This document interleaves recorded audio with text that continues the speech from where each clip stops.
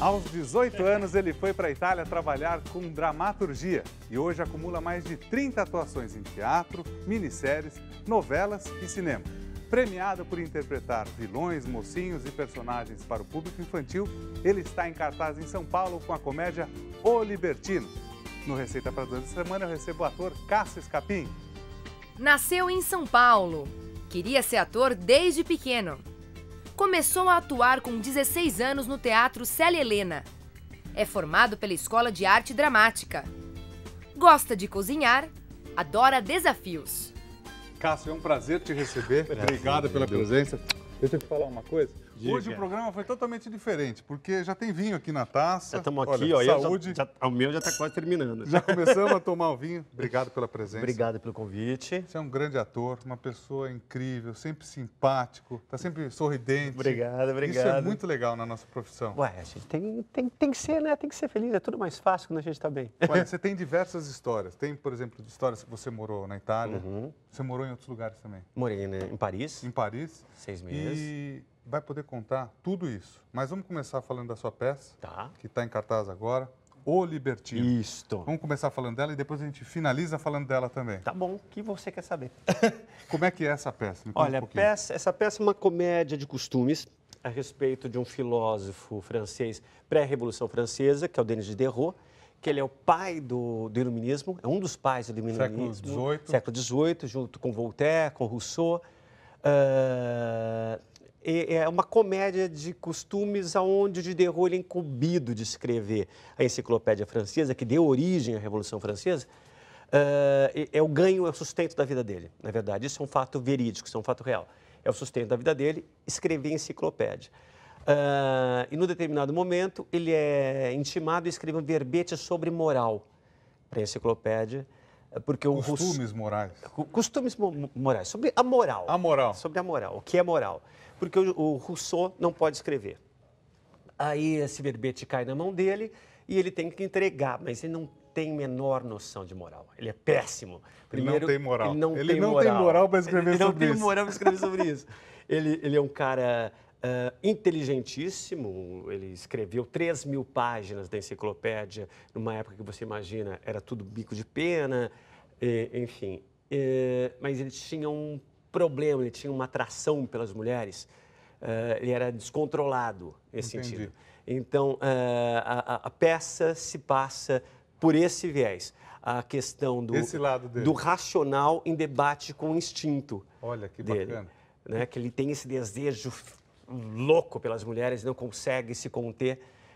E ele é questionado através da relação das várias mulheres que estão nesse espetáculo sobre a moral dele e o que é moral. E ele nunca consegue escrever uma linha sobre esse verbete, porque a cada situação nova ele muda o pensamento. Então, esse é o mote primeiro da peça. Agora, você, como ator, tem grandes trabalhos em diversas áreas, funções, enfim. Dessa vez você se tornou também produtor. Eu sou sou ator e produtor ator do e espetáculo. Produtor. Ou seja, é um ator mais completo até. Eu acho que é um ator que está tentando, que eu acho que a maioria do que a gente quer na nossa profissão, é ser gerador do seu trabalho, né? Ou seja, não depender. Não depender. Poder correr atrás. E poder correr atrás e também, especificamente, falar de assuntos que te interessam, de coisas que te interessam, que você acha importante, e de gerar uma coisa para o público, um produto para o público que você acha que é relevante para o público, é um jeito de você opinar sobre a sua profissão. Entendi. Isso é muito importante na questão de produzir. O ator vai sempre evoluindo, você faz um trabalho, faz outro, e hoje, sem dúvida, como antigamente, não é fácil trabalhar com teatro, muitas vezes não é fácil trabalhar com cinema também. A gente, quando recebe os atores aqui, as atrizes, falam muito sobre isso. Você precisa de um montante grande financeiro para começar uma peça. Essa peça envolve quantas pessoas, mais ou menos? Pois é, já tinha produzido coisas menores, né? Monólogos, peça de 2 atores, coisas menores, mas uma possibilidade financeira menor, de gerenciar mais fácil. Esse espetáculo são 6 atores. 6 comigo. atores? Sou eu mais 5 atores, 4 mulheres e mais um ator, que é a Luciana Carnielli, Tânia Castello, Érica Montanheiro, Daniel Warren e Luísa Lemmertz. Só fera. Só fera. São também, atores jovens bárbaros. Tem também Jô Soares. O Jô Soares está capitaneando a história. Ele Olha, é que diretor bacana. do espetáculo, está fazendo uma direção maravilhosa, prazerosíssimo trabalhar com o Jô, gentilíssimo, super carinhoso com o elenco. Você já tinha trabalhado com ele? Não, ou a primeira vez. Primeira vez? Isso aconteceu de uma entrevista que eu fui dar no programa do Jô. Eu fazia um espetáculo chamado Quando Nietzsche Chorou, que é sempre essa linha do pensamento. Eu fazia um espetáculo chamado Quando Nietzsche Chorou, e fui fazer uma entrevista no Jô e teve uma empatia muito grande. A gente ficou amigo depois dessa entrevista. Ficamos amigos. E um dia ele falou, vamos fazer um espetáculo juntos, tal. E a gente começou a conversar. Então a gente chegou à conclusão que a gente faria um espetáculo chamado Les Fourberies d'Escapão, As Malandragens de Escapino, traduzindo um texto do Molière. Tem tudo a ver com você, né? Tem tudo a ver com Escapino, inclusive Escapinho. meu nome, de verdade, não é nem nome artístico, é meu nome de família. E aí o elenco era muito grande. Eu falei, não é hora de produzir isso, é uma carga muito grande para carregar. Então, ainda não. Aí eu fui para Paris, fui ver Você já está com uma preocupação, não só como ator, como produtor também aí. Mas tem que ter. É isso, tem que ter o conjunto. Tem que ter o conjunto. Para uma peça dar certo, não basta reunir um bom texto, uma boa peça, bons atores, precisa estar o conjunto, né? Precisa estar o conjunto, o que vai da preocupação, desde que do custo que vai ter isso, até o elenco que você quer ter, qual é o público que você quer atingir. São vários nichos que você tem que se preocupar, que é bastante complicado. Aí eu fui para Paris, assisti estava de férias, e sempre que, como minha mãe fala, enquanto você descansa, você carrega pedra, né? Então, eu aproveitei e falei, não, vou ver sempre vou ao teatro, é o que eu faço quando vou passear. É o que você gosta, É o que eu gosto. passeio. Meu passeio o teu passeio também é teu trabalho. É meu trabalho. Quando você vai para o teatro trabalhar, você está indo... Quando a gente... igual eu, é impressionante. Eu venho pra cá, Olha, você vem aqui feliz, parece que eu venho aqui, eu saio daqui, sei lá, eu chego cedinho aqui, né? Sei lá, saio às 4 da tarde, o pessoal fala assim, tchau, até amanhã, valeu, tá, como se fosse um trabalho, uma coisa... Você acredita que eu não vejo como um trabalho? Não eu cozinho aqui com o maior quando amor, a gente com o maior faz carinho. Com prazer, com carinho, não é trabalho. Assim, não é. Né? O trabalho tem um outro sentido, é um prazer. Olha, você me despertou uma coisa, conversando algumas semanas atrás com o Álvaro José, comentarista da Record, viveu diversas Olimpíadas, Pan-Americano, ele é uma enciclopédia do esporte. E daí eu comecei a ligar alguns fatos, porque a gente, através do esporte, pode aprender muito de história. E eu acho que na arte também é assim. Muitas vezes para a criançada, para o adolescente, acha uma coisa difícil. Um livro, muitas vezes, pode até ser difícil para ler. Existem livros que são difíceis para ler, de histórias até bacanas, que muitas vezes no teatro você consegue transformar. Existe isso, não? Existe. Foi uma das preocupações. Assim, quando eu vi esse espetáculo, a leitura desse texto que eu trouxe para cá, o Libertino, que assisti uma leitura em Paris, eu não vi espetáculo montado, eu vi só uma leitura. Leitura é como se fosse um ensaio? Isso, essa é a leitura mesmo do texto. Os atores se reúnem para fazer uma leitura do espetáculo. Eu falei, nossa, esse texto é interessante, porque ele agrega várias coisas. Ele é uma comédia, ele não é um texto exatamente biográfico, mas ele dá informações sobre filosofia, informações sobre o filósofo, Diderot, o personagem, e isso é um estímulo para que a pessoa vá pesquisar. É um aperitivo, dá um prazerzinho para a pessoa. Legal isso, né? E isso eu acho que é um pouco também função do trabalho da gente, função da arte. Eu tô aqui... Estimular o pensamento. Estimular o pensamento. Estou aqui pensando, eu sei que você gosta de cozinhar. Adoro. Gosta de comer também. Apesar de estar magrinho, ser magrinho e tal.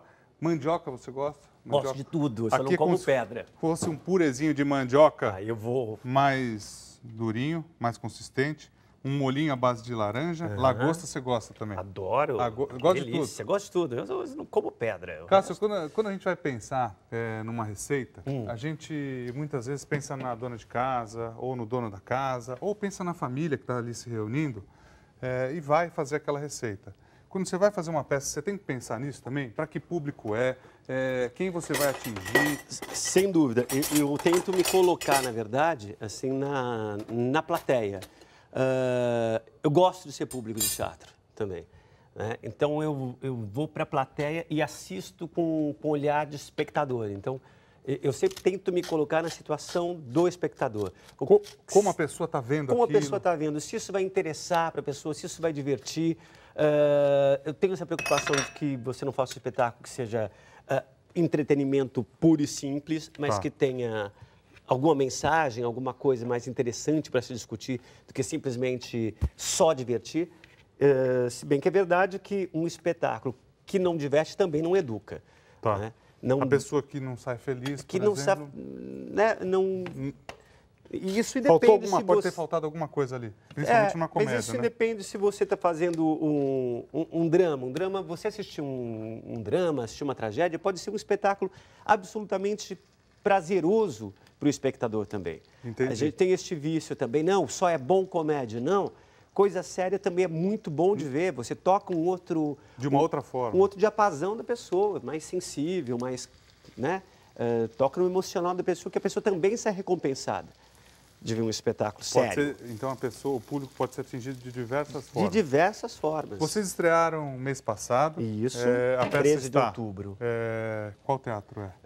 A gente está ali no Teatro São Luís, que hoje é o Cultura Artística Itaim, Tá. que é o antigo São Luís, que é lá na Avenida Juscelino Kubitschek. Nós estamos de quinta às 9 da noite. Quinta, 9 da noite. Sábado às 9h30. Sábado às 9h30. Desculpa, sexta às 9h30. Sexta, 9h30. Sábado às 9h e domingo às 6 da tarde. Às 6 da tarde, que é um horário um pouco antes, o pessoal é, voltar para casa, exatamente. ficar mais tranquilo e tal. Essa peça, vocês pretendem viajar para outros estados também? Isso, a gente fica agora até março. Até março aqui em São Paulo. Aqui em São Paulo. Então você de casa não pode perder.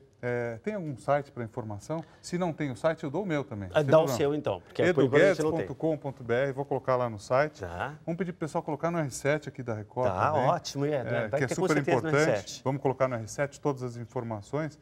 Agora, quando eu falei tudo isso, e lógico, indicar para o pessoal de casa, muitas vezes hoje a pessoa vem fazer um passeio cultural em São Paulo, vem do interior de São Paulo, enfim.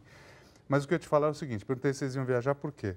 Os públicos são muito diferentes, os estados aqui no Brasil são muito diferentes. Viajando, assim, eu viajo todos os estados do Brasil todo ano e eu sinto, assim, como o público, porque tem uma cultura diferente, porque cresceu de uma forma diferente, como o público enxerga as coisas de uma forma diferente. Com a peça também é assim, não? Você sabe que isso, você está tocando num assunto que é super bacana. O Diderot, ele escreveu além de filósofo, de escrever enciclopédia, ele era um apaixonado por teatro. Ele escreveu um texto teórico chamado Paradoxo sobre o Comediante, que ele fala exatamente isso, que o humor ele varia de acordo com a região, grupo social, classe social, que o humor clima, ele é variável. Né? Uma coisa que é engraçada para um certo núcleo da sociedade... pode não ser, de repente, pode não ser para o mineiro, ainda mais pode não ser para o carioca. Eu estou falando isso, que uma vez eu lembrei, eu vi a mesma peça e me chamou a atenção, porque foi na mesma semana do Tom Cavalcante aqui em São Paulo, depois a gente foi para Minas, eu estava gravando com ele também, e as reações totalmente diferentes, em hora diferente. Eu falei, nossa, o pessoal vê mesmo. Mas comum. Varia culturalmente. Na peça, você pode fazer uma adaptação, de repente mudar uma coisa, fazer uma coisa diferente? Claro que pode, a gente é passivo. A grande vantagem do teatro é que ele é essa obra que não precisa ser estática. Né? Ela é pré-concebida, ela é esquematizada, mas ela pode sofrer alterações se for necessário. Tá. Então, claro que a gente vai, no decorrer, inclusive da temporada, você ensaia o espetáculo de um jeito e quando você topa com o público, você fala, eles riram aqui, não sabia que isso é engraçado. Eles te dão um feedback, então, eles te informam o que está acontecendo. Você pode imaginar uma coisa quando vai fazer a outra. Você pode ter um tiro de humor e falar, isso é engraçado. Na hora. Você escuta o barulho da geladeira, não acontece nada. E você fica esperando a reação e não tem nada. Não acontece nada. Você está com muita fome, não? Aí eu tô. Olha, a gente vai para um intervalo rápido, a gente já volta. Hoje com Cássio Escapim, essa figura. Daqui a pouco vai contar o começo da vida dele. Tem histórias que foi para a Itália, que eu achei super interessante, porque isso dá uma outra cultura, não só para o ator, mas para o ser humano. Então a gente já volta, fica com a gente até já. E a gente está de volta aqui com Receita para Dois, hoje com Cássio Escapim, que é uma figura, ator, produtor. O que mais a gente pode falar que você é? Sou diretor de teatro. Diretor de teatro, espetáculo grande agora. diretor de teatro, até porque tem essa cara de menino. Mas ele tem uma... Mas ele é Tô rodado, velhinho. viu? É um cara rodado. Sabe aquele carro que parece que é um carro novo, mas que já está rodadinho? É o Cássio. Estou aqui brincando, mas com certeza você tem muita história para contar. Depois você vai falar mais da peça, inclusive de como você montou o seu personagem e tudo. Mas você tem algumas histórias interessantes. Você começou a atuar ou a estudar com quantos anos? Assim? Eu comecei com 16 anos de Teatro Escola Célia Helena, aqui em São Paulo. Aqui em São Paulo. Era um curso para adolescentes. A Célia era uma grande atriz paulista. Ela tinha uma escola, chamada Teatro Escola Célia Helena, que o principal objetivo dela não era exatamente criar mão de obra para o mercado artístico, não era formar ator.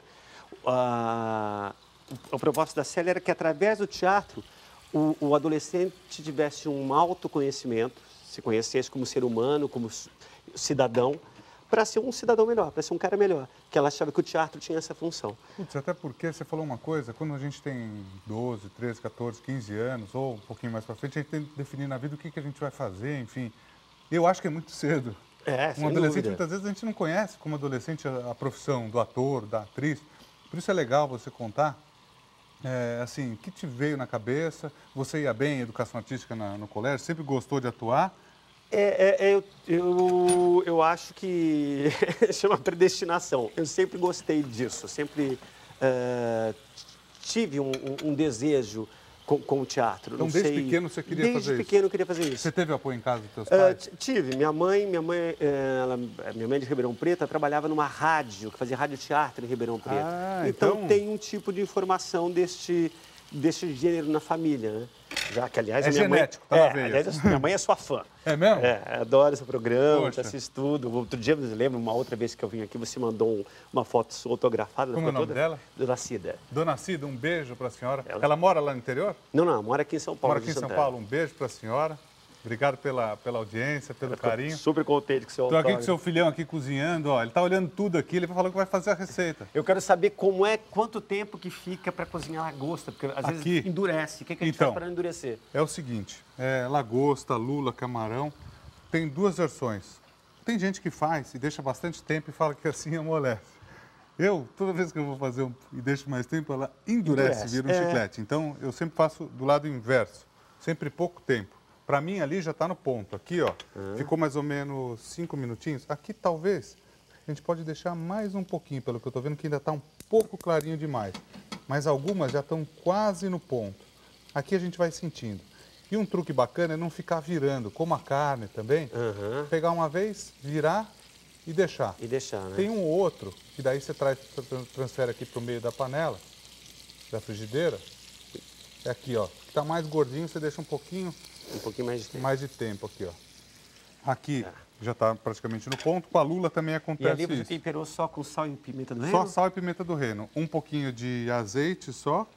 E aqui um purezinho de mandioca, mas um purê de mandioca um pouquinho consistente. Aqui tem um molhinho à base de laranja, pode ser tangerina também. Aqui vai creme de leite? Não. Pode fazer com creme de leite, pode fazer com creme de leite fresco. Se for fazer com creme de leite de caixinha, homogeneizado, aí você deixa só um pouquinho para não aquecer demais.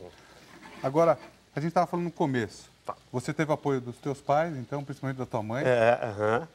Mais ou menos, assim. Mais ou menos? Eu tive informação dela. Na hora que o negócio ficou sério, ela falou, mas isso não dá futuro. Falou assim? Aquela coisa de mãe, né? Mas isso Cássio, não dá futuro. Vocês ouviram o que ele falou? Falou assim, olha, Cássio, é o seguinte, é legal, é bacana, eu dou o apoio, mas não dá futuro. Eu tinha pretida desde que eu fizesse uma outra coisa, que fosse médico, que fosse... Mas Pô, não. você sabe que eu, para cozinhar, é a mesma coisa? Eu tinha estudado economia e administração, daí minha mãe falou, você vai largar tudo que você já fez? Eu falei, não, vou usar. Para cozinhar, eu vou usar isso também. Vou administrar meu fogão, vou administrar meus negócios. Mas muda o nosso conceito, né? Muda, total. Muda.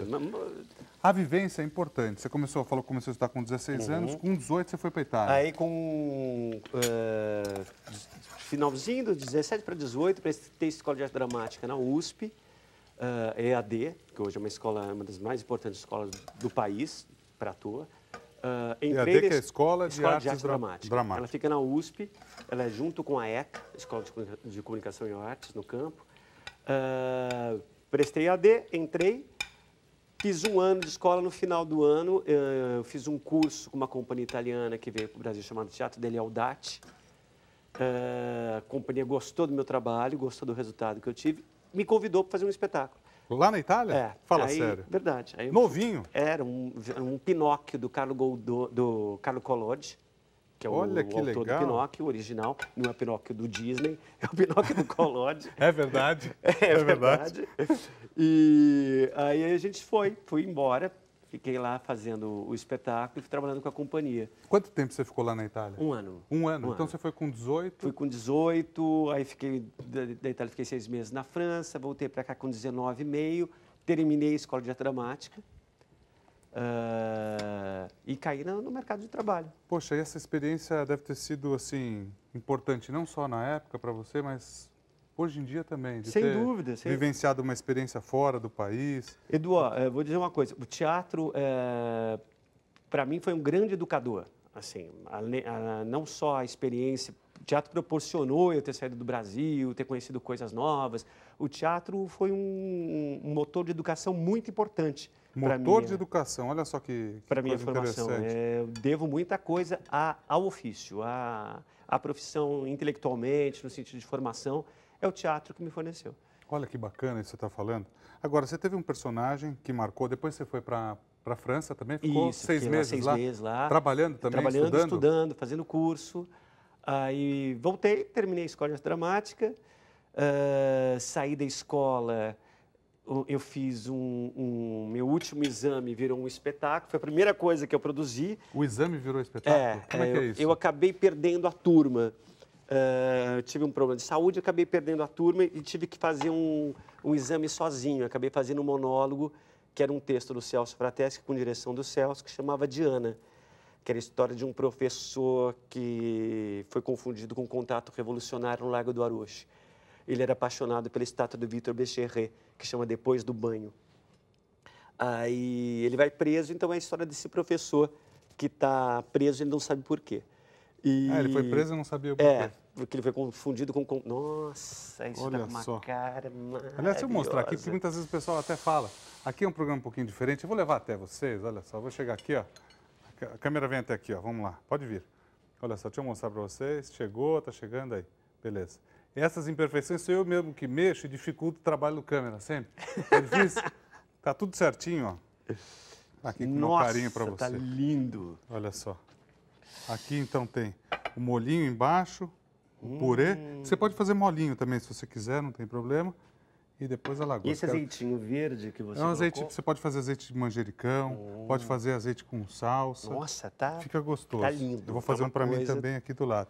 Você estava falando, foi para a Itália, foi para a França, estudou. Aí voltei, Voltou? me formei, fiz esse espetáculo solo, saindo da escola.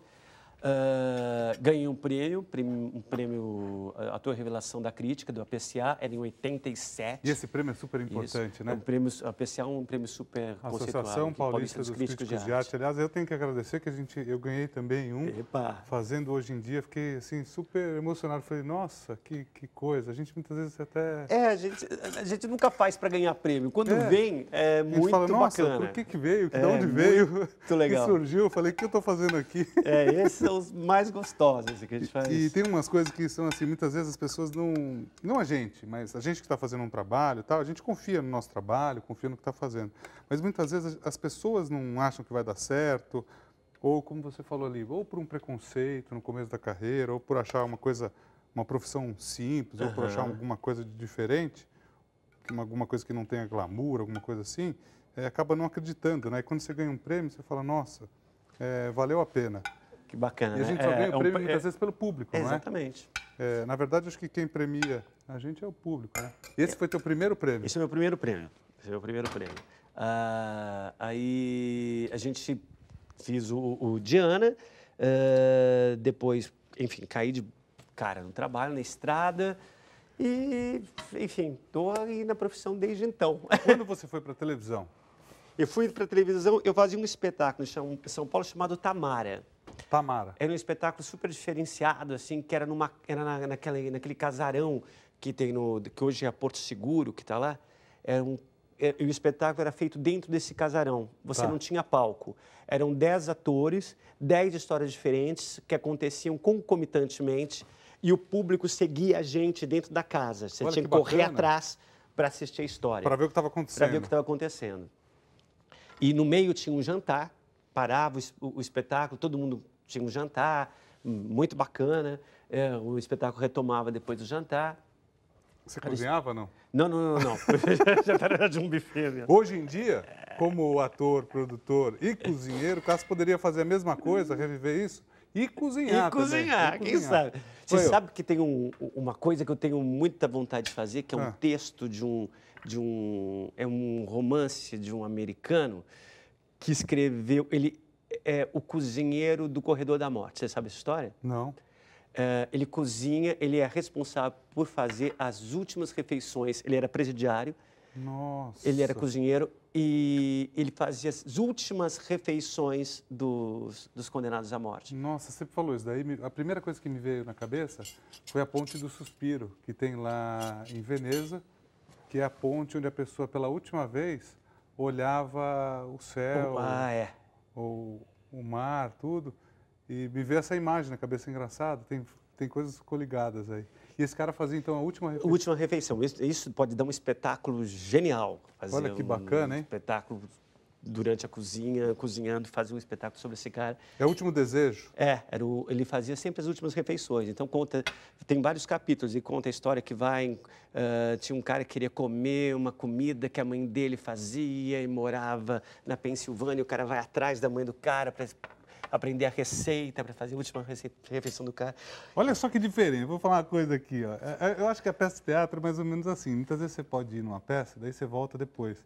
E eu fiz o mesmo prato de duas formas totalmente diferentes. Ó. Se olhar para o prato do Cássio, está de um jeito. Lindo. O meu está de outro. Está totalmente diferente aqui, ó. O seu, você fez uma piramidezinha. Fiz uma pirâmide, ó. Um tá assim, o outro tá assado. A gente vai comer, vai para o intervalo e já volta hoje com Cássio Escapim, essa figura, grande ator, diretor, produtor e que mais? Cozinheiro. Cozinheiro amador. Cozinheiro amador, que mais? Só, tá bom. A gente já volta, até já. E a gente está de volta aqui com Receita para Dois. Se você se preocupa com a qualidade do sabor do arroz que prepara para a sua família, use o arroz Realengo. Ele deixa suas receitas, seus pratos com um sabor único, porque é produzido num rigoroso controle de qualidade que garante sabor e excelência. O arroz Realengo combina com tudo, desde as receitas mais simples às mais sofisticadas. Aliás, o prato que eu mais gosto é um arroz com feijão. Ele pode ser usado como prato principal ou como um saboroso acompanhamento. É ideal para você usar no seu dia a dia ou em ocasiões especiais também. Com toda a família reunida, isso é importante. Com o arroz Realengo, cada momento da sua vida se torna especial. Pratos ficarão muito mais saborosos e saudáveis. Cássio, tá bom aí? Tá gostoso? Eu tô quietinho. Tá bom? Tô vendo o Cássio tá quietinho, foi pro intervalo, comeu. Tá uma delícia. É mais ou menos igual uma peça. A gente vai olhando e vai sentindo a reação do público. E a gente, quando cozinha, faz a mesma coisa. A gente vai sentindo a reação do público. Você fez um papel, não sei como é que a gente pode dizer, o Nino, que marcou com certeza a tua vida, a tua história.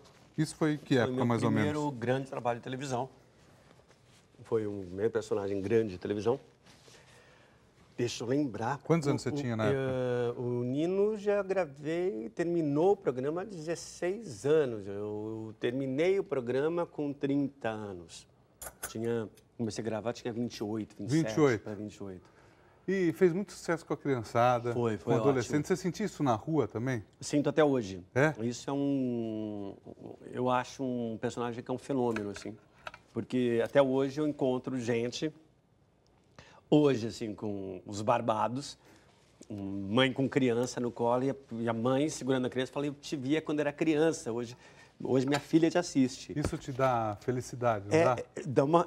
Me deixa muito feliz, me deixa muito satisfeito, porque foi um trabalho que a gente fez, aquilo que você estava falando, assim, sem grandes pretensões, a gente fazia um trabalho na TV Cultura, ninguém tinha a intenção de ser famoso, não, a gente fazia um trabalho que eu gosto, e eram todos atores de teatro de São Paulo. Entendi. E a gente lidava com aquilo, a gente trabalhava, a mentalidade nossa ali era fazer um espetáculo de teatro na televisão. A relação era palco dentro do estúdio. A gente não tinha a menor segunda intenção de televisiva, nada. Ele se divertia. E você acha que isso, por exemplo, numa peça de teatro, você sente o carinho do público ali direto e tal. Na televisão você imagina que tem, mas está na casa da pessoa. Está na casa da pessoa. Você acha que esse foi um dos motivos desse sucesso? Eu acho que foi, sim. A proximidade do teatro. A proximidade do teatro. Era um elenco todo de amigos que se conheciam fora da televisão, gente de teatro, que conhecia o trabalho um do outro, já tinha trabalhado junto, tinha uma outra relação. Então a gente chegou, tinha uma proximidade, uma cola muito grande já, logo de cara, em cena. Eu acho que isso propiciou bastante para a gente ter uma liberdade. A gente fazia coisas absurdas, porque nos dava vontade de fazer. Tinha um texto... O autor é o Flávio de Souza, que escreveu o Castelo Rá-Tim-Bum. É um homem de teatro, um autor de teatro, que também te dava essa liberdade de você inserir coisas tuas. Quem dirigia era o Cal Hamburger, o programa. Então, eu acho que isso propiciou bastante que tivesse esse tão bom resultado que tem hoje. O programa foi premiado fora do país, foi premiado na Alemanha, foi premiado em Cuba. E tem Castelo Rá-Tim-Bum dublado em chinês, tem no mundo inteiro, né? Então, para mim, foi muito recompensador. Esse trabalho é muito, muito caro para mim. Então, onde você chega, vai lá na China, ô Nino, ô Nino, é por aí. Você sabe que tem muitos profissionais aqui que estão trabalhando lá em cima, acabaram de me informar, que trabalharam nessa época junto, que admiravam o trabalho também. E tem uma coisa que eu acho que o trabalho bem feito, muitas vezes, ele não tem época, ele não tem tempo. Por exemplo, daqui 10 anos, se você colocar a mesma coisa na TV, vai fazer sucesso. Eu acho que sim, porque ele é um trabalho bem atemporal. Ele não está veiculado com nenhum produto, não está veiculado com nenhuma questão mais mercadológica. Então, eu acho que é um trabalho atemporal. Acho que vira um clássico da televisão brasileira. Agora, você, depois, novelas, enfim, fazendo diversos tipos de personagem. Olha para você assim, se você faz uma cara assim, você fala, olha lá, ele faz a cara de expectativa. Ele fez a cara de feliz. E aí ele faz a cara de bravo. Sei lá. Já não precisa fazer muito. Ele não faz esforço nenhum. Você me parece não, eu tenho certeza do que eu vou falar agora, um ator que se adapta muito bem àquele tipo de trabalho que você está fazendo. Você, com naturalidade, consegue interpretar personagens diferentes. Isso não é fácil.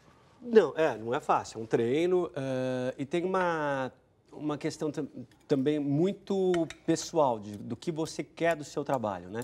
Assim, daquele personagem? Daquele personagem, mas do que você quer no seu percurso de carreira, do seu percurso de ator. Eu não gosto de fazer coisas que se pareçam comigo. Entendi. Eu gosto de mudar, gosto de ter uma outra cara, gosto de ter um outro jeito de falar, gosto de ter... Eu acho isso mais enriquecedor para a gente. Então, vai te criando uma flexibilidade de se dispor de você mesmo, de se despir de você, da sua vaidade, de ser você mesmo, né? E se emprestar para uma realidade fictícia, não ter medo de passar ridículo, não ter medo de isso ficar bem ou não ficar bem, ficar bonito ou ficar feio. Entendi. Foi interessante você não tá sou eu não sou meu trabalho. Meu trabalho é uma coisa, eu sou uma outra coisa. Olha, tem personagens, muitas vezes, ou atores, que muitas vezes mudam a novela e tal, e você percebe que tem não um fundo ali, mas tem uma coisa que ficou marcado. Não é porque fez tanto sucesso naquele, não é isso. Mas é exatamente isso que você está falando.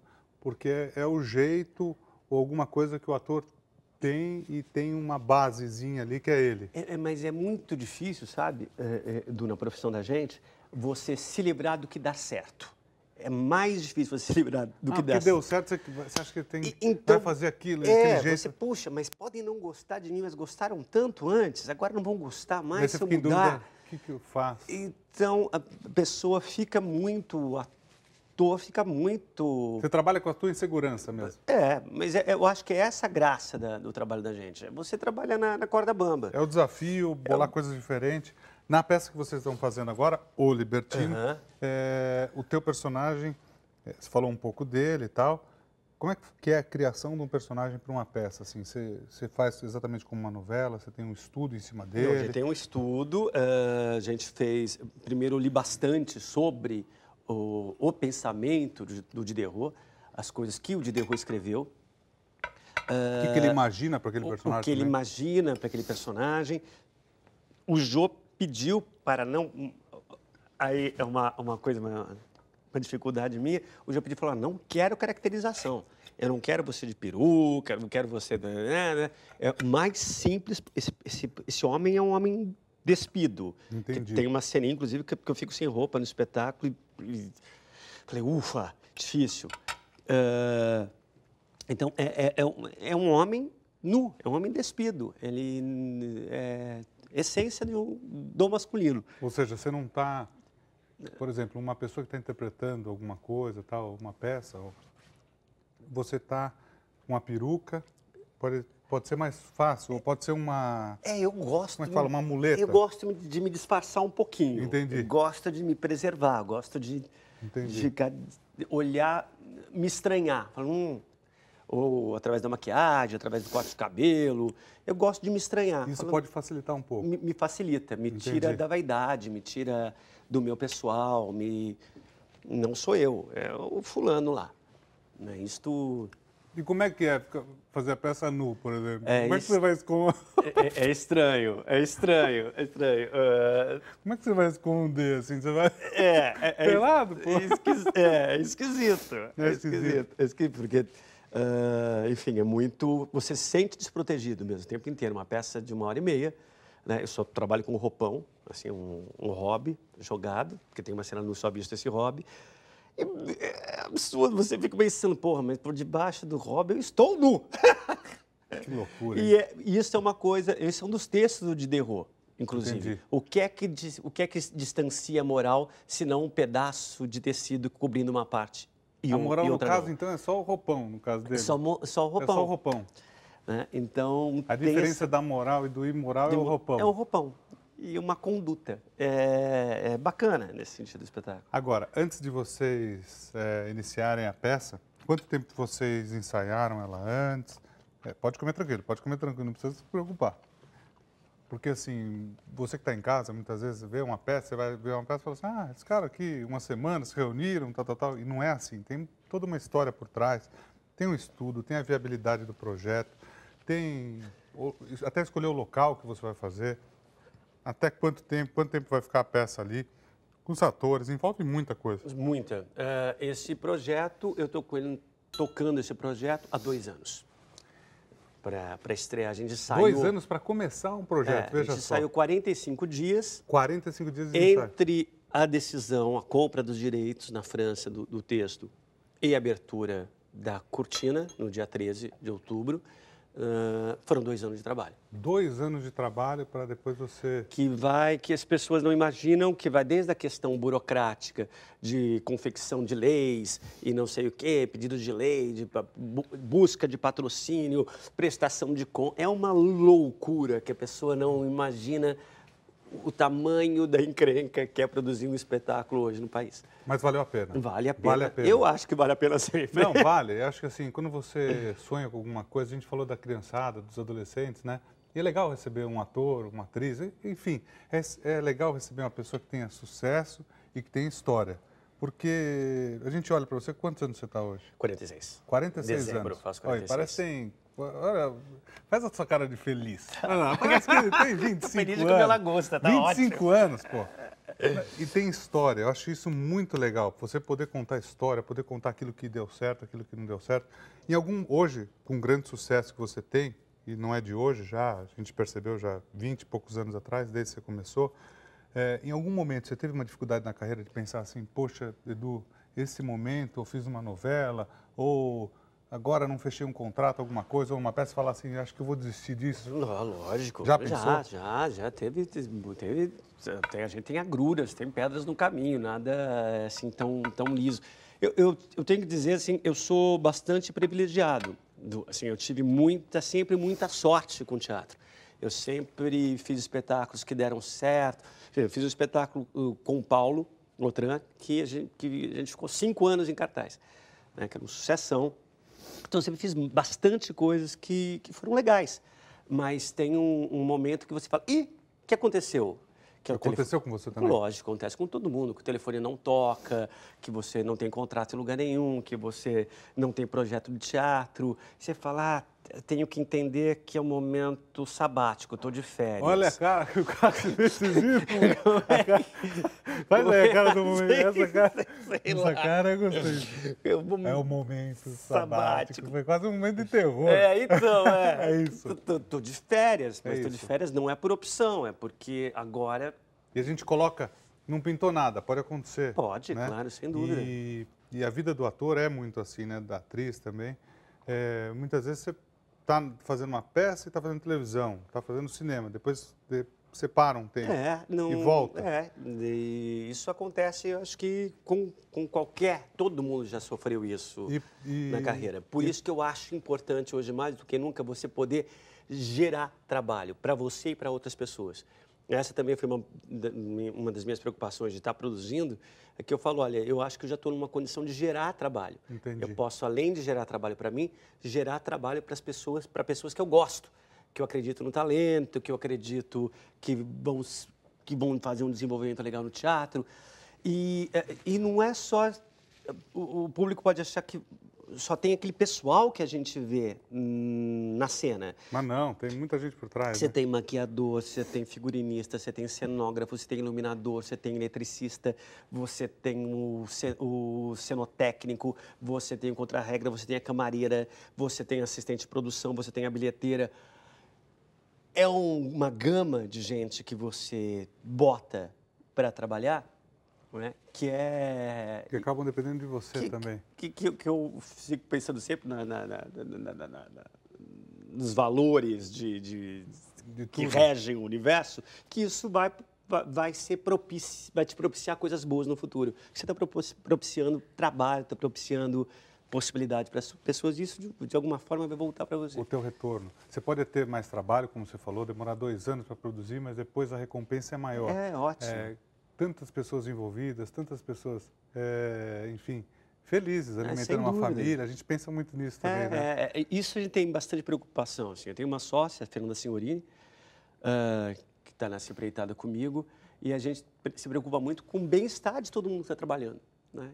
Que a gente acredita se todos feliz. Se todos estiverem satisfeitos, Todo mundo alegres, enfim, estiverem numa situação favorável dentro do trabalho, o trabalho é bom para essas pessoas e é bom para mim também. Vai fluir com mais facilidade, as pessoas vão trabalhar felizes, o resultado vai ser muito maior. Ver a tua equipe aqui trabalhando no estúdio, que é uma delícia. Eu me preocupo principalmente com o pessoal que cozinha, que muitas vezes, tadinho, a Cidinha, o Gui que trabalha comigo, ficam lá na cozinha, a Lúcia também, e trabalha. Fala assim, pô, quanta coisa eles já comeram? Nem almoçaram, 6 horas da tarde estão lá trabalhando ainda, não para. A cozinha é um pouco assim também. A gente pode comparar um pouco o trabalho, porque começa muito cedo, não para, tal. E muita gente acha que é tudo tranquilo, e não é assim. Foi legal você ter mostrado desse outro lado também. Vamos relembrar, a peça está em cartaz. Quintas, 9h30. 9, perdão. Sextas, 9h30. Sexta, 9h30. Às 9h. Sábado, 9h. E domingo, às 6h. Domingo, às 6 da tarde, Teatro, pouco mais cedo. Cultura Artística, Itaim, antiga Sala São Luís, na Avenida Juscelino Kubitschek. Não tem erro. Juscelino prédio Kubitschek. Da Promon. É muito fácil. A Juscelino Kubitschek está entre a Marginal e... Passou ali a Faria Lima. Ibirapuera. Passou a Faria Lima, segue mais um pouquinho, você vê o prédio da Promon, o teatro... É o fácil, perto da passarela que tem ali. Isso. Vale a pena, com certeza. Você, depois de todo o Brasil, vai poder receber essa peça. Manda um beijo a todos os atores. Manda um elenco. Beijo ao Jô também. Sou fã dele há muito tempo. Desde molequinho sou fã dele. Aliás, tem um cara, o Vili, que trabalha com ele. O Vili. Que eu adoro. Então, um beijo para vocês. Muito sucesso. Obrigado, querido. Obrigado pela tua presença obrigado aqui. Pelo seu prato. Eu que agradeço. Isso aqui é uma alquimia, né? Pô, que gostoso. Olha, para o ator, muitas vezes é aquela correria, tal. Vou te dar um presente, Cássio, tenho certeza que você vai adorar. Você vai receber de presente da Tupperware a linha Crystal Wave. Com ela é muito mais prático você cozinhar, você pode utilizar para fazer um arroz, por exemplo, você pode usar no micro-ondas também. Permite que o prato, enfim, que você queira fazer, seja aquecido com mais qualidade. O micro-ondas aquece a água do alimento, tem uma espécie de uma chaminézinha no produto que facilita isso. Levanta a tampa, fica super fácil de trabalhar. Tenha praticidade no seu dia a dia. Para conhecer a linha de produtos da Tupperware ou se tornar uma revendedora da marca, entre no site, anote aí, www.tupperware.com.br, ou você entra lá no meu site, eduguedes.com.br. Eu sempre levo bronca, quando a gente começou aqui o Receita para Dois, tinha acho que menos da metade, agora já são 110 mil pessoas, e é a mesma coisa que você falou. Por trás dessas pessoas tem uma família, tem uma história, então é legal a gente poder trabalhar com essas pessoas, né? Poder levar, sei lá, um benefício, alguma coisa de bom para isso. Você, né, pela figura que você leva com certeza isso para muita gente. Não só para os que trabalham com você, mas para o público que te prestigia ou que te assiste numa novela. Você é um cara, falei quando você chegou aqui, porque quando a gente recebeu no Hoje em Dia, eu lembrei disso. Eu lembrei da tua figura, da forma que você leva tudo. Então, eu te agradeço de coração. Muito obrigado pelo convite. Obrigado. Obrigado. Tenham todos uma ótima semana. Tchau, tchau. Tchau, tchau.